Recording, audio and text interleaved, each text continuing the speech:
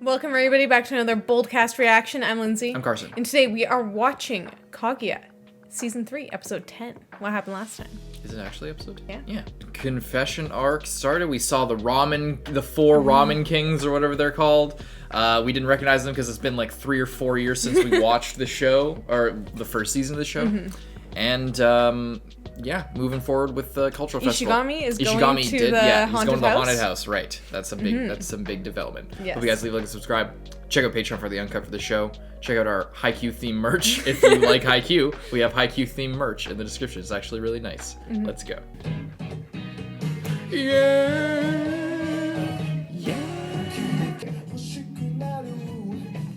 I never noticed that she's in the background like on fire while they're walking past.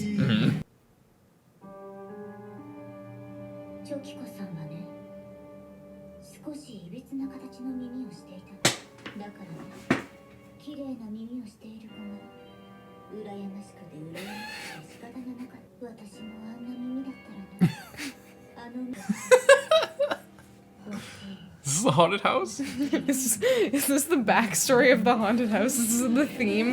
There's just gonna be severed ears all over the place or something?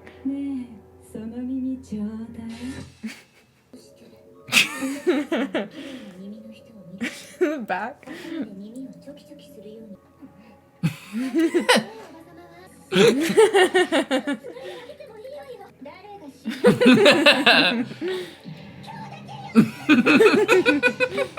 Some nice family bonding. Yeah. Hide in these loggers.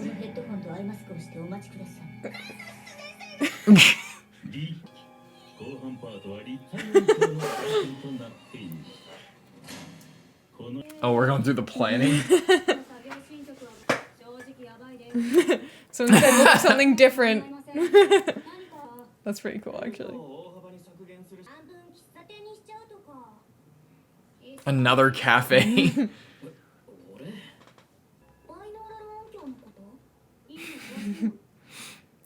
I wouldn't consider myself knowledgeable. I just listen to ASMR every day of my life.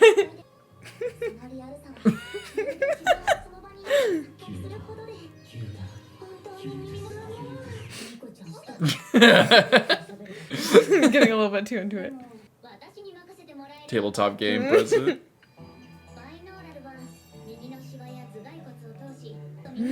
What is this animation? They're like going crazy.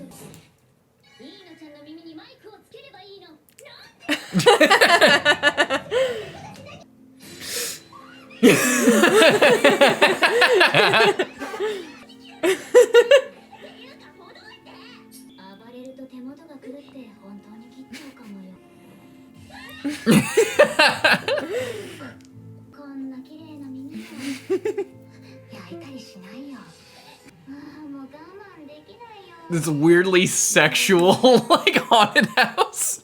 Oh god, I thought we were on YouTube. Apparently this is Twitch. What the fuck is happening to this show?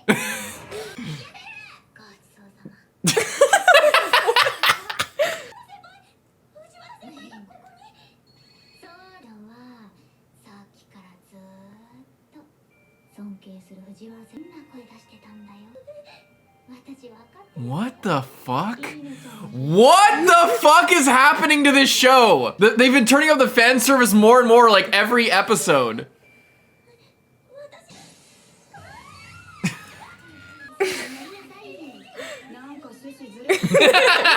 Tabletop game club is just out of control.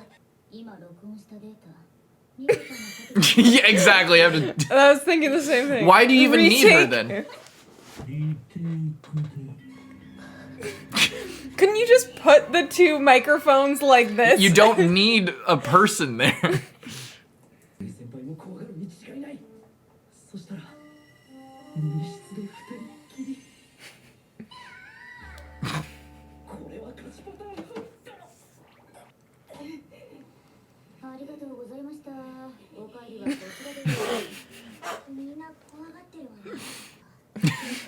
All those reasons.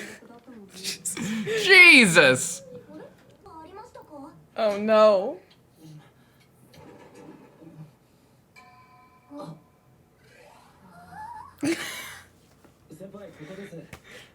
Jesus Christ. Oh, they just... She made it like that because she's... Oh my god.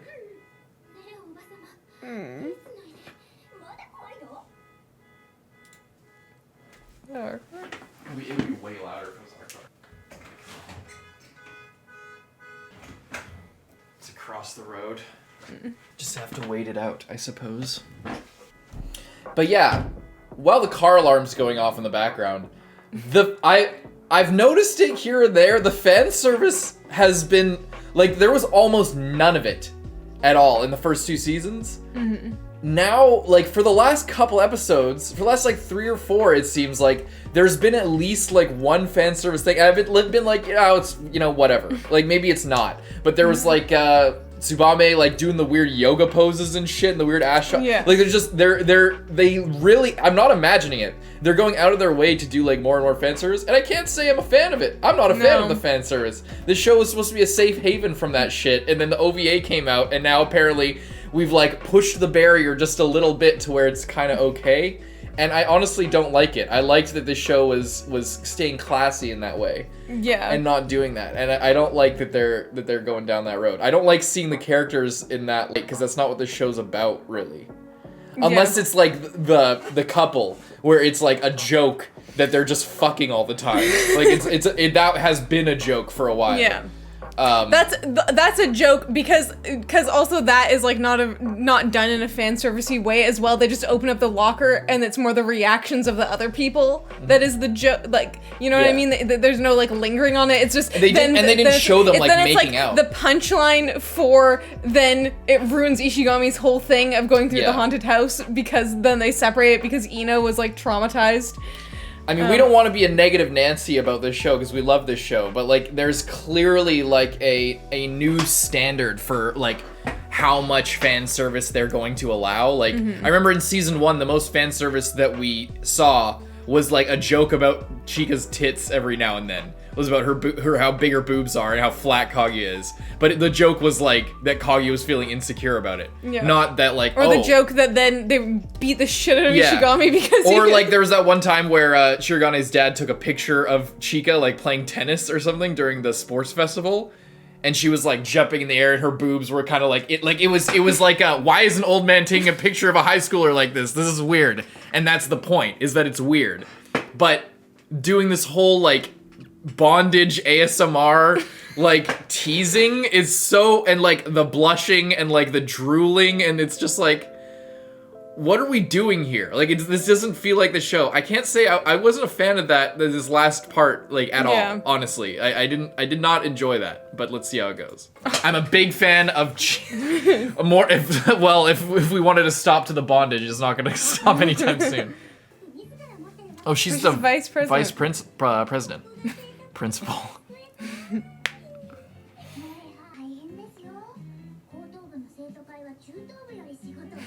I wouldn't know about any of them.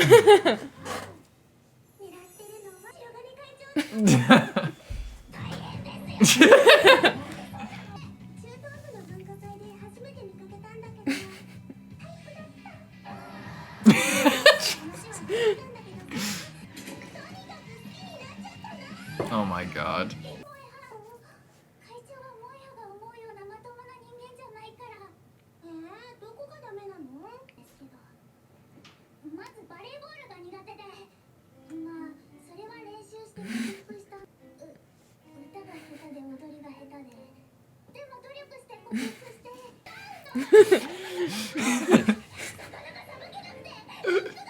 He can rap? Are you joking? Well, she's just traumatized by the experience of him learning how to do things.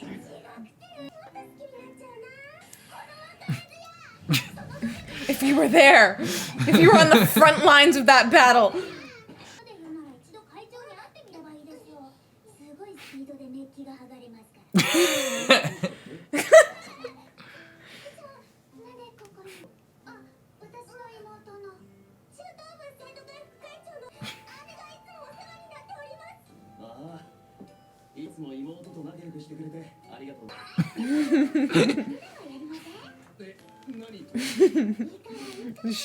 Imagine if this is the one thing he can actually do. He's just gonna throw him right in her face. Hell is about to start.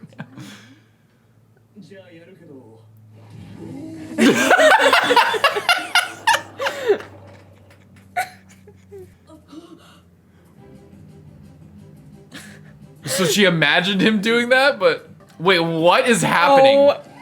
What? What is this? It's the one thing that he's good at, and it's because it's just so random. So useless.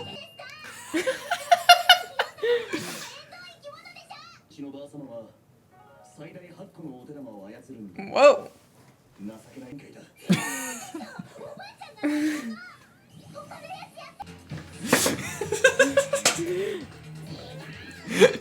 You need to pick more usual tasks.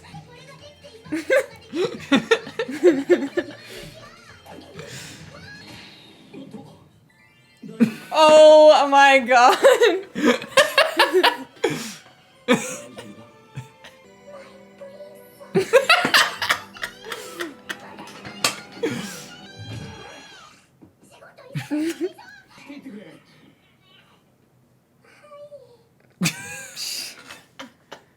What about that psycho side of her we saw in season 2?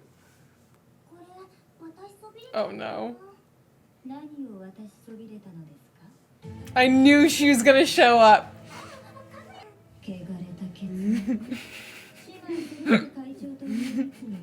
The nectar that is present.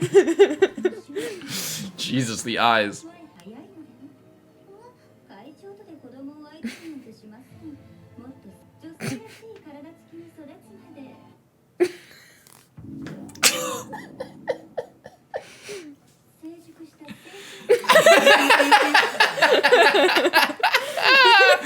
Oh my god.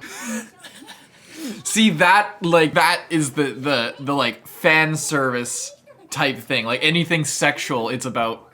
Yeah. Yeah.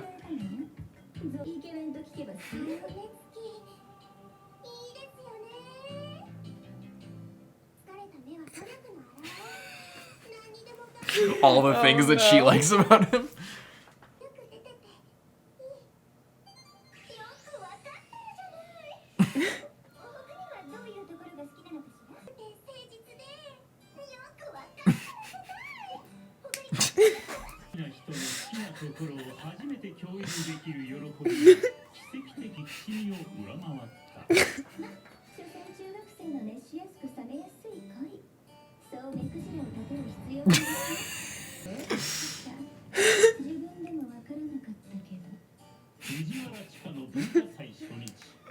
Descent into gore averted.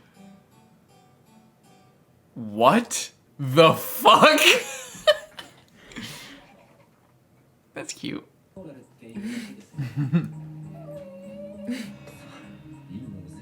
What now, Ishigami? Think, man.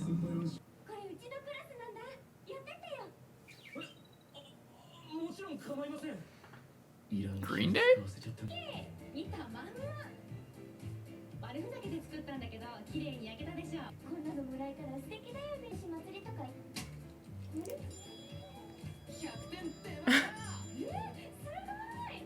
Was she like kind of just asking him to get her the giant heart cookie?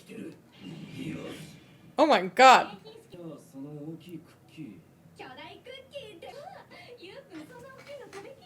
She knows what it means.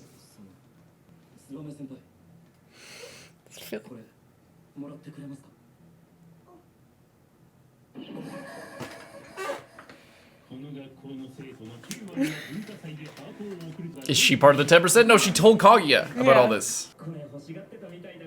Oh, he doesn't know about it.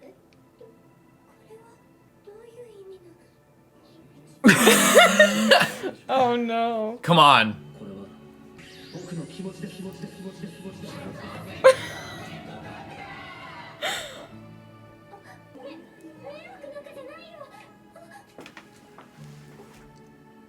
No way. Oh no. I think she would have accepted. She was just under a lot of pressure. And he didn't even... He doesn't even know what just happened. Oh, this is bad. Somebody tell him. Oh. It'll add pressure to their situation. Oh my god.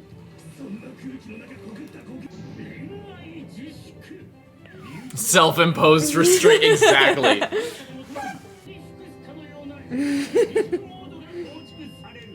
It's getting intense. Go ask him to tell you what happened so you can tell him about the fucking heart. Somebody.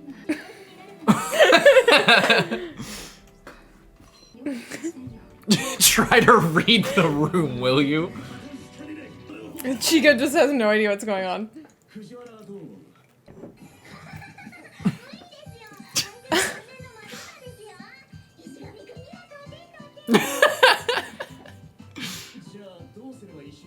I like this song. Deducting points.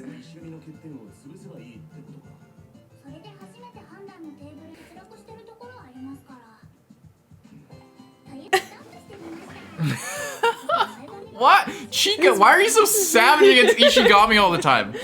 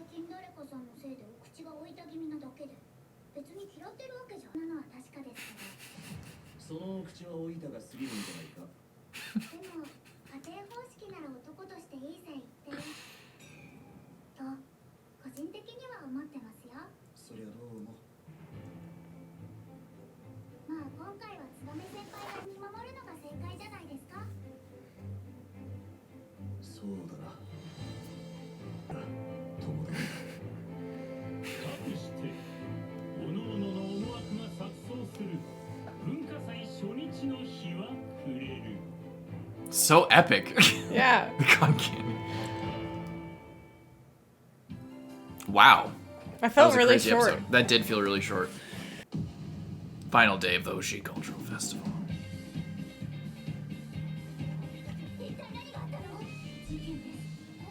Uh-oh.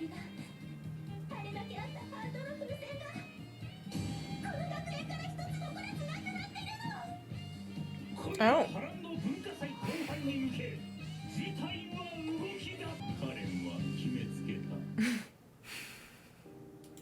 I don't get, so the balloons are All gone? the heart-shaped stuff heart-shaped is stuff it's is still there. Nobody went for it? No, like all the balloons are missing. Somebody stole them all. And is planning a crazy confession. Probably Moe. Or someone who has been scorned doesn't want anyone else to have love either. Right.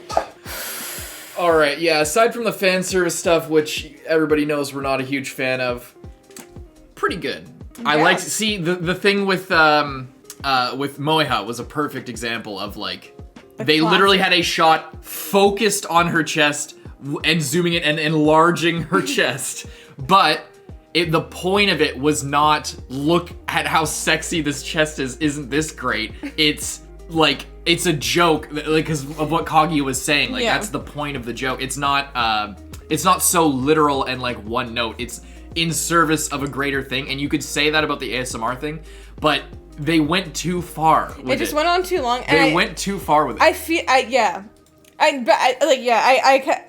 thing about that is like I kind of get it because like ASMR is kind of a meme, and like there's like a lot of personally I really like ASMR. I listen to it all the time, but there are like some creators that just make it really sexual and. That I get that they were probably making a joke on that, but they were using it's like the Konosuba problem of like you can make fun of something and like make that be a joke. Like you can use fan service to make fun of fan service, but at what point are you just using fan service to make fun of fan service as an excuse to just do the fan service and have it on screen?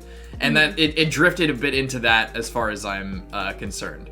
Yeah. But yeah, the confession stuff was so good. The juggling thing was so funny. That whole thing with Chika and her sister. I love how he just like threw that thing and got it immediately and gave her the. I just love how everyone in the room knew what was going on except him. ISHIGAMI or something. Yeah, he had, which is actually what made it kind of perfect, because that was his whole like they're talking about his weaknesses are a lack of confidence, and if he had known that doing that would be basically like making a grand public confession in front of everyone, he probably wouldn't have done it.